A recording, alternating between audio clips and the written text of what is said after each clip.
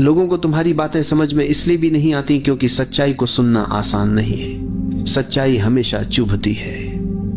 अगर तुम किसी को उसकी गलतियों का आईना दिखाओ तो उसका अहंकार उसे स्वीकार नहीं करेगा। वो कहेगा ये तो बकवास है, असल में उसने तुम्हें नहीं ठुकराया, उसने अपने अहंकार की रक्षा की है। हर व्यक्ति वही सुनना चाहता है जो उसकी सुविधानुसार हो, जो उसके अहंकार को सहलाए।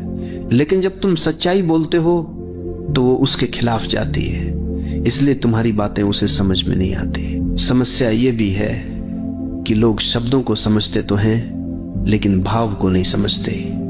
तुमने कभी अनुभव किया होगा कि तुमने सामने वाले को कुछ कहा और उसने उसका बिल्कुल ही उल्टा अर्थ निकाल लिया। तुमने तो प्रेम से कहा था लेकिन उसने उसे ताना समझ लिया। तुमने सचेत होकर कहा था लेकिन उसने उसे आलोचना मान लिया। ऐसा क्यों होता है?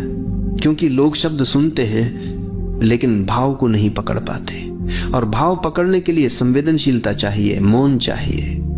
आज का मनुष्य संवेदनशीलता खो चुका है। उसका ध्यान केवल सतह पर है। गहराई में जाने की उसकी क्षमता धीरे धीरे समाप्त हो गई। यही कारण है कि हमारी बातें उसके दिल तक नहीं पहुंच पाती।